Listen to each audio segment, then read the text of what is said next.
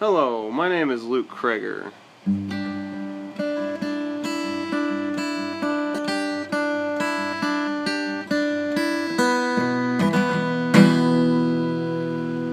in today's podcast, we will be discussing how to get poly-efficient models into UDK with their materials, including diffuse maps, spec maps, and displacement maps, along with normal maps. It's not an easy process, but it's able to be conquered. I have, and I'm not the smartest man, so that works.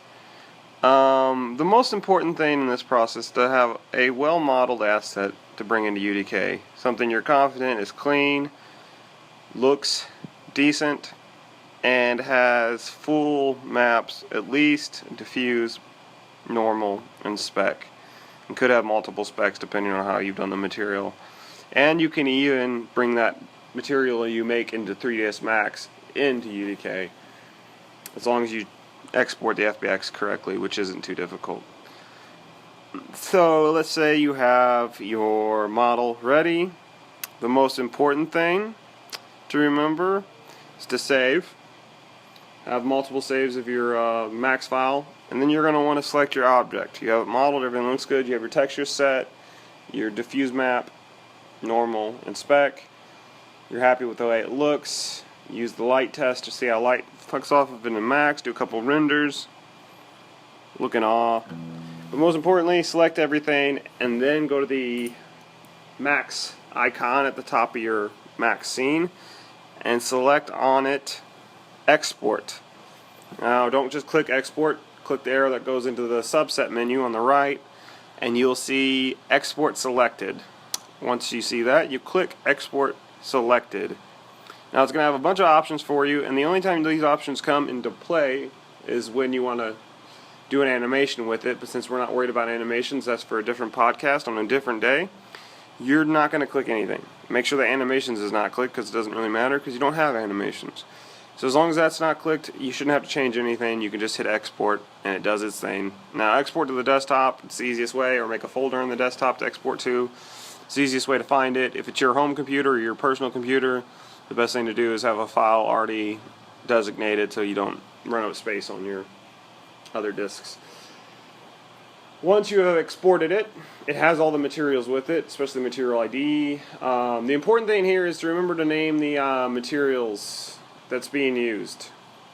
Something unique, something that won't be in the scene in UDK if you already have a lot of assets, because that could cause some issues with namings and they don't like it.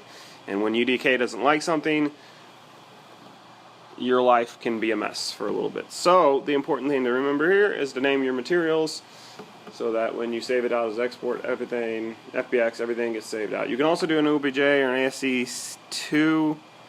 I'm using FBX. I believe that works the best for me, but other people may speak to the contrary on that. Once you have it exported, you open up UDK. This is where the magic happens. You want to probably close out of Max. Unless your computer can handle that, that's fine, but it's always best just to have one program running if you don't need them all running. Close down Photoshop if that's what you're using to create your textures and normal maps. Make sure you just have UDK running, because it's a fickle program and it will make you sorry you had more programs running than you should have. After you open UDK, you're going to want to look into the content browser. UDK has a very important file hierarchy that it wants you to follow, and if you don't follow it, it will make you pay severely. Sometimes not saving your files and not showing up in the scene. The important thing to remember is to always go into UDK Game. In the side menu, bottom left of the content browser, you'll see different file headings. One is UDK Game, one's UDK Editor. You want to go to UDK Game, and under that you want to select Content. Now, as long as you're in Content, you should be alright. You can make a folder of your own, create a package in Content, go into Maps, create a folder that's signature your stuff, name your name / stuff, or test package, something of that nature. If you're not going to be using it a lot, you can just do a test to see if you can get it down. If you're actually using it, you're going to have a naming convention already, so just follow that. The important thing to remember here is always save in the same spot and save materials and textures in separate spots. If you have to bring the materials and textures in separately, which you're going to have to do before you can upload the FBX with the materials. It needs to have materials in UDK to make a map and to use that material you already set up in 3ds Max. But once you have it in there, it's pretty awesome. So under your UDK content, you're going to import new material. Now the material is not, I'm sorry, new 2D texture. That's what it is, 2D texture. Now this is not a material, and you can't even apply this directly to any objects in there, but you just put it under the grouping texture. Capital T, low t doesn't matter. Just make sure that it's signified as texture. Now once you've done that, you should bring in all the textures under that file in that same grouping with your original texture. So you have the diffuse map, spec map, normal map. If you're getting pro with it, you'll have several texture map, or you'll have several spec maps. You'll have specularity maps. You'll have displacement maps, emissive layers, alpha layers. But right now we're just working with the main 3 basic maps: normal, spec, hilarity, and diffuse. Once you get all those in the texture folder, you want to go into the side panel where your textures are, left click, and say create new material. Scratch that. You actually want to create a folder named material and then put the material in there and click in the, open up that folder, click in there and say new material. And you don't have, this is how you would make your material. You don't have to do this if you're importing FBX with materials already on it. But if you want to create your own material, this is how you do it. You'd make a material, it'd have a blank material. You click on that material, double click, it'll pull up a material box, material editor box. And it's very similar to the slate editor or the material IDs in 3ds Max, just linking things together, putting maps and drawing links to them. So when you open that up, you'll have to select a texture, whatever texture you want to bring over, and then under texture setting in the right top menu there'll be several headings. You want to go into the texture heading and you'll see texture sample. Now with the texture you want to bring over selected in the content browser, you are now in the material editor. You want to grab the texture, click and drag the texture sample word over, and that will bring the texture you already have selected in the content browser onto the material stage so you can actually edit it. So you bring that over, drop it. Now it's important that you've saved your materials in the folder. You're going to click on that folder that you brought them into, texture, and you're going to click save. You're going to left click and then save. That will make sure that they're in the system. If you don't do that, you won't be able to drag and drop. You won't be able to do anything with them.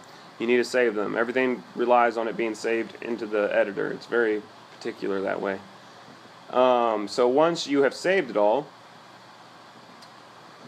you want to do what you're doing with the material editor. Bring it in. Once you drag and drop it in, you'll see the material, your diffuse map, let's say. You grab the black little square at the very top of your top left of your material diffuse map swatch, and grab it and connect it to the diffuse port on the actual material lineup. The material lineup will have several different slots for different maps: specularity, power spec, power diffuse, emissive, displacement, things like that. So what you need to know is just line them up. So you bring in the normal map. Now when you import normals, you're going to actually change a setting on the import menu. Normally you just click OK to all the settings, but you're going to actually click a setting that says TDC normal, and that's the only thing you change on any textures. Only when you bring in a normal map you signify it as a normal under the blend opaque setting. Once you do that, you have it all in there. You'll bring over the normal map to link it up to the normal slot in the material editor and do the same with the spec. Now by this time you'll have a material that's halfway decent. It's looking nice, reflects the light like you want. The most fun I have with this program is just to be crazy with it and put things where they don't belong and see what happens. That's the biggest way to figure out how materials are going to look. You can do tutorials online and things like that, and those are probably the better route, but for the sake of fun, I like to just tag things in to see where they go, and if it looks good, it looks good. There's no way to tell what's going to come out until you try it. So that's always a good option, just to keep plugging different maps and plug in different channels of each map, because they all have different channels. The black is all the channels, and there's red, green, blue, and just plugging in different channels to see how it fits and to see what it makes it look like, and you come up with some interesting things. And the interwebs can tell you more about that. So after you've done that, that's for making the material. Now, since we have all the textures saved, and in the content browser we didn't really need to make a material. That was just a short side note. That's why I didn't go into too much depth with it, and there's a lot to go into making a material, but that was just the basics of getting it in there. But since you already have the FBX with the material saved to it, and you have the textures now in UDK, all you have to do is select import under your content folder that you have in maps, or content under UDK game in the content browser. All you have to do is click import. You're going to select that FBX that you have saved of whatever you made, door, lamp, whatever interesting little asset you made, polygon efficient, hopefully, especially if it's not a main asset. Then you're gonna click import. Now once you click import to import the FBX, you're gonna go under and select import.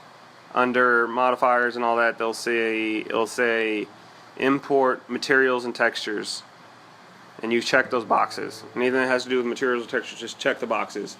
Then when you import it in your content browser, you'll see a nicely modeled and textured asset that looks like it was already in there. It looks amazing as long as you model it correctly. I hope this helped. I hope this was informative, and I hope you enjoyed it. Once again, my name is Luke, and I am out.